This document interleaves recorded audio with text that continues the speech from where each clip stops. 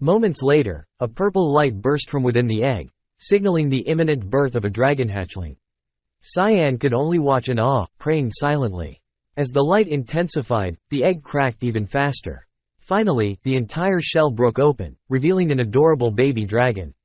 Brian, overwhelmed, grabbed his head and exclaimed, It hatched, young master. What do we do? Cyan remained speechless, simply staring at the surreal scene unfolding before him. He looked at the cute baby dragon sitting in front of him, its body emitting a terrifying aura, and thought to himself, this thing is neither a dragon nor a human.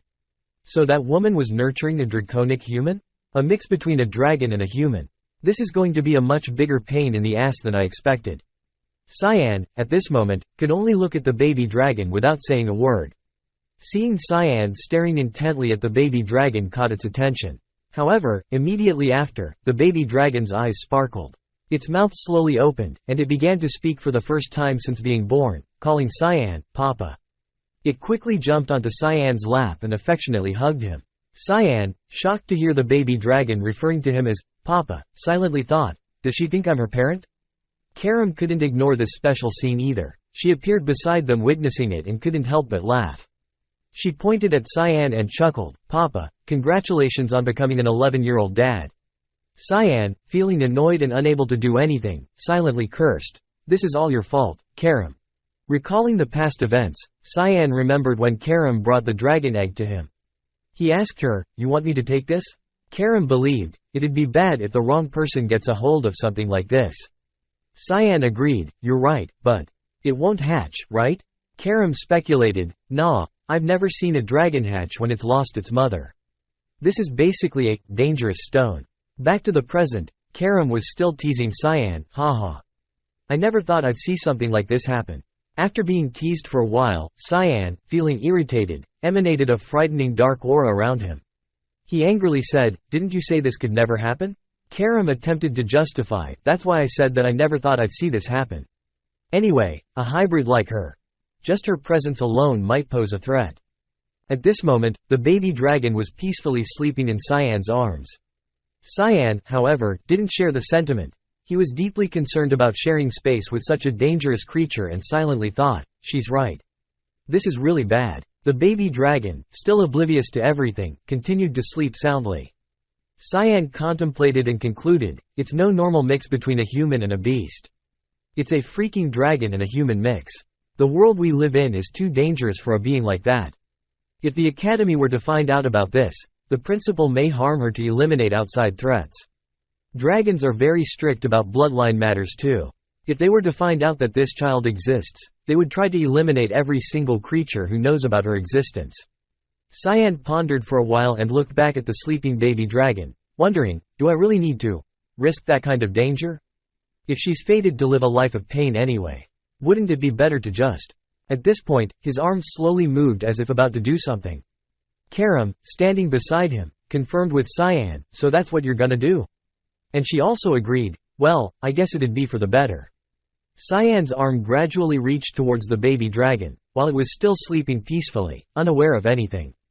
Though Karam didn't say it aloud, she silently thought, yeah, if her fate is to live in misery. Cyan, similarly not wanting to end the life of a baby, silently thought, it'd be better to send her off now. Suddenly, at this moment, the baby dragon slowly opened its eyes. As her gaze met Cyan's in front of her, she softly called him, Papa. Meanwhile, Cyan's hand was almost grabbing her neck. However, the baby's next action stunned him. As soon as she woke up, the first thing she did was call him, Papa, and quickly cuddle into Cyan's embrace. She didn't hesitate to say, I like you. In that moment, Cyan felt a strange warmth emanating from the baby dragon. He wondered, what is this emotion? Though not knowing what it was, that warmth melted the icy heart filled only with hatred within Cyan.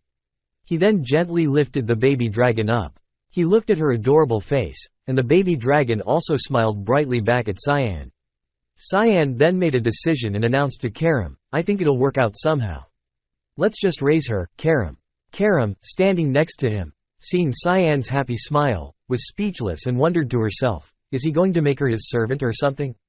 At this point, returned to Vert Castle. The lady, Kranz's mother. She was pacing back and forth in the room, constantly thinking, what do I do? What should I do? Her face filled with panic. Cyan, that bastard. It'll be bad for Kranz if I don't do something about him. Suddenly, Ashel appeared right behind her and called her, "Mother." Upon hearing that, she startled. Ashel, with a handsome face, gently placed his hand on the lady's shoulder and asked, "Please talk to me if you're struggling with anything. You seem anxious." Hearing this, the lady blushed and thanked Ashel. Then, fearing that information might be leaked, she quickly left. Before leaving, she turned back and said, "But I'm okay. I'm not struggling with anything. I have to get going now." Ashel also waved goodbye to the lady friendly. However, the moment the door closed, his true expression revealed itself. He ordered a servant behind him to report everything. The servant reported, 6 of our knights were found dead in the mountains by Velias. We're assuming that the remaining one got into Lewin with the youngest son. The one behind it was Mers. Margaret, as you expected. Hearing this, Ashel's eyes became terrifying, and he asked, "Anything more?" The servant continued, "The last thing I heard was that the youngest son was put into the royal hall. The informant has been unreachable after that. I already knew all this." Suddenly, Ashel's voice became menacing, saying, "So you weren't able to find out anything about my brother?" The servant, terrified, thought, "He's disappointed. He never keeps around subordinates who disappoint him. I can't give up my position after all the hard work." Then he hastily exclaimed, "I'll go there myself. Please believe me. I won't disappoint you." Ashel then placed his hand on the servant's shoulder and said, "I know how much of a hard worker you are. All right, please be fast." Then he left, ordering further, "My brother is definitely hiding something. Find out what it is." The servant remained in the same position and replied, "Yes, sir." Returning to the academy, Sarika was hurrying down the hallway. Suddenly, she arrived at Cyan's room and opened the door, and witnessed a strange scene. Cyan and Karam were holding a baby dragon and feeding it milk. Cyan, noticing Sarika's presence, also felt awkward and asked, "There aren't any classes today. What brings you here?" Seeing this scene, Sarika, puzzled, asked, "Why is there a baby here?" Meanwhile, the baby dragon was excited, behaving like a normal child and chirping. Upon hearing Sarika's question, Cyan sighed and replied, "It's a long story. Just tell me why you're here." Sarika adjusted her glasses, appearing serious, and said, "Well, I can hear about this later.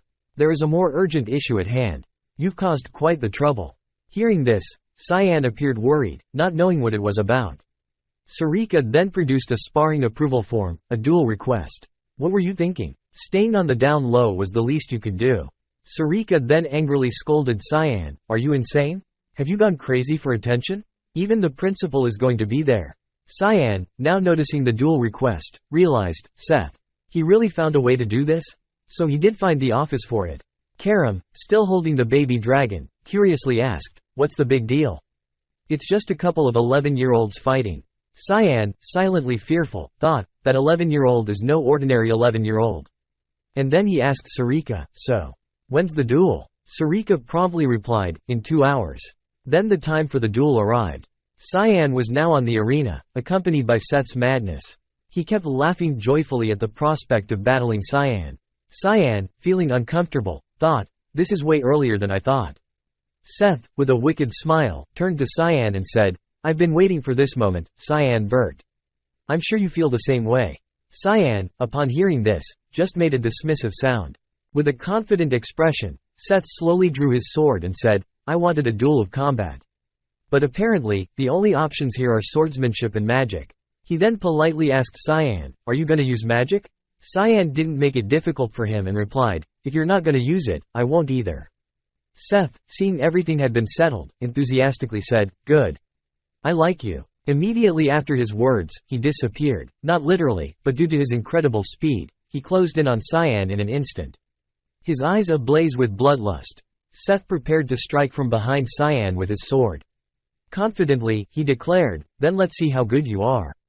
In such a dangerous situation, Cyan remained calm and thought, "He's pretty fast despite his body size. His sword has a lot of weight in it too." Without hesitation, Cyan drew his own sword to block Seth's attack, realizing, but this kind of weighty attack is very easy to deflect. At the same time, as Cyan blocked Seth's strike, he did so effortlessly, not directly resisting but using the momentum of Seth's sword to deflect it without exerting much force. Seth, finding his strike blocked, became perplexed. Cyan then skillfully employed counter techniques while remarking, "For an opponent like him, what you need isn't strength, but acuity and preciseness." After Seth's continuous attacks proved futile against Cyan's skill, he began to angrily shout, "That won't work." Seth then put all his strength into his next strike, but Cyan blocked it. Seth, frustrated, gritted his teeth, silently assessing, "He's trying to twist away my attack using the force of his downward strike. Even then, he's using just a rapier."